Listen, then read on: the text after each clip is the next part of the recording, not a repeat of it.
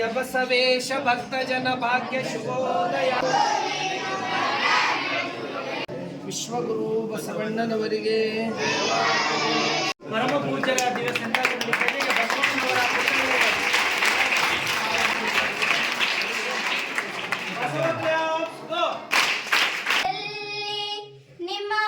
ಯುವ ಸಂಸದರಾದಂಥ ಆತ್ಮೀಯರಾದಂಥ ಸನ್ಮಾನ್ಯ ಶ್ರೀ ಸಾಗರ್ ಖಂಡ್ರೇಜಿಯವರ 27ನೆಯ ಹುಟ್ಟುಹಬ್ಬ. ಈ ಹುಟ್ಟುಹಬ್ಬದ ದಿವ್ಯ ಸನ್ನಿಧಾನವನ್ನು ವಹಿಸಿಕೊಂಡಂತಹ ಹಿರೇಮಠ ಸಂಸ್ಥಾನದ ಪೀಠಾಧಿಪತಿಗಳಾದಂತಹ ಪೂಜ್ಯ ಶ್ರೀ ಗುರು ಬಸವಪಟ್ಟ ದೇವರಿಗೆ ತಮ್ಮೆಲ್ಲರ ಪರವಾಗಿ ಹಾರ್ದಿಕ ಸ್ವಾಗತ. ಅದೇ ರೀತಿಯಾಗಿ ಬಹಳಷ್ಟು ಉತ್ಸಾಹದಿಂದ ಬೆಳಗ್ಗೆಯಿಂದ ಬಹಳಷ್ಟು ತಮ್ಮ ಹುಟ್ಟುಹಬ್ಬದ ನಿಮಿತ್ತ ಆಗಮಿಸಿದ್ದಾರೆ. ಯುವ ಸಂಸದರಾದ ಸಾಗರ್ ಖಂಡ್ರೇಜಿಯವರಿಗೂ ಸಹಿತ ಶ್ರೀಮಠದ ಪರವಾಗಿ ಸಮಸ್ತ ಭಕ್ತರ ಪರವಾಗಿ ಅದೇ ರೀತಿಯಾಗಿ ಸಮಾರಂಭದಲ್ಲಿ ಪಾಲ್ಗೊಂಡಂತ ಎಲ್ಲರಿಗೂ ಗಣ್ಯಮಾನ್ಯರಿಗೂ ಮತ್ತು ಮುದ್ದು ಮಕ್ಕಳಿಗೂ ಸಹಿತ ಹಾರ್ದಿಕ ಸ್ವಾಗತ ಕೋರುತ್ತೇನೆ. ಶರಣ. ಲೋಕಸಭಾ ಸದಸ್ಯರಾಗಿರ್ತಕ್ಕಂಥ ಅತ್ಯಂತ ಸರಳರು, ಎಲ್ಲರ ಜೊತೆ ಸರ್ವ ಜನಾಂಗವರನ್ನ ಪ್ರೀತಿಸ್ತಕ್ಕಂಥ ಹೃದಯ ನಮ್ಮ ಲೋಕಸಭಾ ಸದಸ್ಯರಾಗಿರ್ತಕ್ಕಂಥ ಸಾಗರ್ ಖಂಡ್ರೆ ಅವ್ರದ್ದು. ಅಂಥವರು ಇವತ್ತಿನ ದಿನ ಅವ್ರ ಜನ್ಮ ಹಬ್ಬದ ನಿಮಿತ್ತ ಅವರು ಪ್ರತಿ ವರ್ಷ ಮಠಕ್ಕೆ ಬಂದು ದರ್ಶನ ಪಡಿತಾರೆ. ಈ ಭಾಗದ ಮೊನ್ನೆ ನನಗೆ ಭಾಳ ಖುಷಿ ಆಯ್ತು. ಆ ಲೋಕಸಭಾದಲ್ಲಿ ಕಲ್ಯಾಣ ಕರ್ನಾಟಕದ ಬಗ್ಗೆ, ನಮ್ಮ ರಾಜ್ಯದ ಬಗ್ಗೆ ಅತ್ಯಂತ ಕಿರಿಯ ವಯಸ್ಸಿನಲ್ಲಿ ಧ್ವನಿ ಎತ್ತಿರ್ತಕ್ಕಂಥವ್ರು ಯಾರಾದ್ರೂ ಇದ್ರೆ ಅದು ಸಾಗರ್ ಖಂಡ್ರೆ. ಇವತ್ತು ಬಸವಣ್ಣವ್ರ ಹೆಸರು ಯಾಕೆ ಅಷ್ಟು ಇಷ್ಟು ವರ್ಷ ಆದರೂ ಯಾಕದ ಅಂದ್ರೆ ಅವ್ರ ಸೇವಾ, ಅವ್ರ ಕಣ್ಣೀರು ಒರೆಸ್ತಕ್ಕಂಥ ಕೆಲಸ ಮಾಡ್ಯಾರ. ಕಣ್ಣೀರು ತರಿಸ್ತಕ್ಕಂಥದ್ದು ಮಾಡಿಲ್ಲ, ಕಣ್ಣೀರು ಒರೆಸ್ತಕ್ಕಂಥ ಕಾರ್ಯ ಮಾಡಿದ ಸಲುವಾಗಿ ಅವ್ರ ಹೆಸರು ಇವತ್ತಿಗೂ ಅದು ಜಗತ್ತೇ ಕೊಂಡಾಡ್ತಾ ಇದೆ. ಎಲ್ಲ ರಂಗದಲ್ಲಿ ಬಸವಣ್ಣವ್ರ ಸೇವಾ, ಅದು ಜನಪರ ಜೀವಪರ ಎಲ್ಲ ರಂಗದಲ್ಲಿ ಅಂತ ಬಸವಣ್ಣವರು ತತ್ವಗಳನ್ನು ಇಟ್ಕೊಂಡು ನಡ್ಕೊಂಡಾಗ ಎಲ್ಲ ರೀತಿಯ ಸಮೃದ್ಧಿ ಆಗ್ತದೆ. ಅಂತ ಕಾರ್ಯವನ್ನ ಖಂಡ್ರೆ ಮನೆತನ ಸದಾ ಮಾಡ್ಕೋತ ನಡೆದಿದ್ದಾರೆ ಸಾಗರ್ ಖಂಡ್ರೆ ಅವರು. ಅವರಿಗೆ ಬಸವಣ್ಣವರು, ಪೂಜ್ಯ ಡಾಕ್ಟರ್ ಚನ್ನಬಸವ ಪಟ್ಟದೇವರು, ಪೂಜ್ಯ ಡಾಕ್ಟರ್ ಬಸವಲಿಂಗ ಪಟ್ಟದೇವರು ಸದಾ ಅವ್ರ ಮನೆತನ ಮೇಲೆ ರಕ್ಷಾ ಕವಚ ಇದೆ ಅಂತ. ಅವರಿಗೆ ಮುಂದೆ ಇನ್ನ ಹೆಚ್ಚೆಚ್ಚು ಅವ್ರು ಬೆಳೆಯಲಿ, ಇನ್ನ ಹೆಚ್ಚೆಚ್ಚು ಅವರಿಗೆ ಅಧಿಕಾರಗಳು ಸಿಗಲಿ ಅಂತ ತಿಳ್ಕೊಂಡು ಹೇಳಿ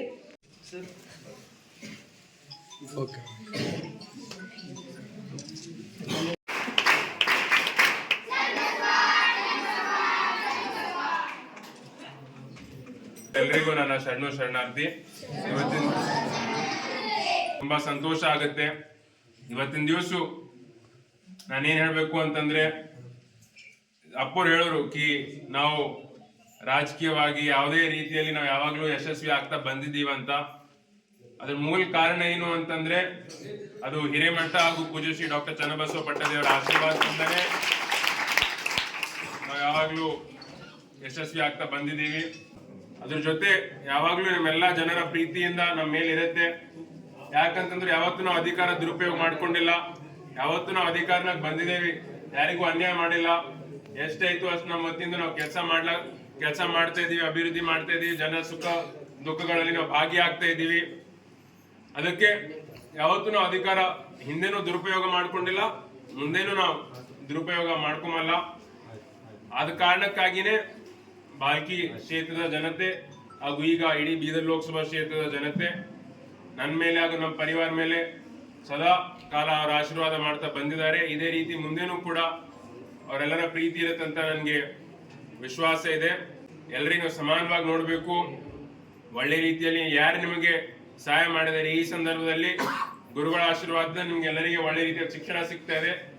ಮುಂದೇನೂ ಕೂಡ ನೀವು ದೊಡ್ಡವರಾದ್ಮೇಲೆ ಯಾವಾಗ್ಲೂ ಅಪ್ಪರ ಆಶೀರ್ವಾದದಿಂದ ಅವ್ರ ಜೊತೆ ಇದ್ದು ನೀವು ಒಳ್ಳೆ ರೀತಿಯಲ್ಲಿ ಸಮಾಜ ಕೆಲಸ ಮಾಡಬೇಕು. ಎಲ್ಲೆಲ್ಲ ಅನ್ಯಾಯ ಆಗ್ತದೆ ನ್ಯಾಯ ಪರವಾಗಿ ನಿಂತ್ಕೊಳ್ಬೇಕು. ಯಾಕಂದ್ರೆ ನಿಮ್ಗೆ ಸಿಕ್ಕಿರೋ ಅವಕಾಶ ಇನ್ನೂ ಎಷ್ಟೋ ಲಕ್ಷಾಂತರ ಮಕ್ಕಳಿಗೆ ಸಿಗೋದಿಲ್ಲ. ಎಷ್ಟೋ ಜನ ಇನ್ನೂ ಶಿಕ್ಷಣ ಬೇಕು, ಊಟ ಬೇಕು, ಇರ್ಲಾಕ ಒಂದ್ ಜಾಗ ಬೇಕು, ವ್ಯವಸ್ಥೆ ಬೇಕು ಅಂತಂದ್ರೂ ಅವ್ರಿಗೆ ಸಿಗಲ್ಲ. ಈ ರೀತಿ ನೀವು ಒಂದ್ ಗೋಲ್ಡನ್ ಆಪರ್ಚುನಿಟಿ ನಿಮ್ಗೆ ಸಿಕ್ಕ್ಯದ ದೇವರ ಆಶೀರ್ವಾದ. ಈ ನೀವು ಮಠದಲ್ಲಿ ಉಳಿದಿ ಬೆಳೆದಿ ನೀವು ಓದ್ತಾ ಇದ್ದೀರಿ, ಇದನ್ನು ನೀವು ಕರೆಕ್ಟ್ ಆಗಿ ನೀವು ಉಪಯೋಗ ಮಾಡ್ಕೋಬೇಕು. ಉಪಯೋಗ ಮಾಡ್ಕೊಂಡು ದೊಡ್ಡವರಾದ್ಮೇಲೆ ನೀವು ಕೂಡ ಎಷ್ಟು ಜನರಿಗೆ ಆಯ್ತು ಅಷ್ಟು ಜನರಿಗೆ ನೀವು ಕೂಡ ಸಹಾಯ ಮಾಡಬೇಕು.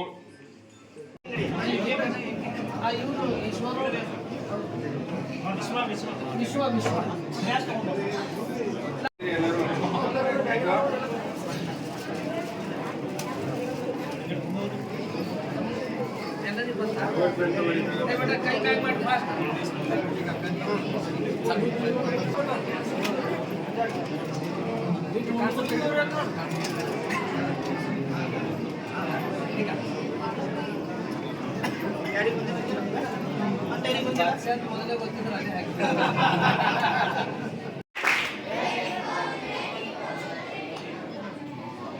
ಚಲೋ ಹೋದ್ರಿ ಎಲ್ಲರೂ.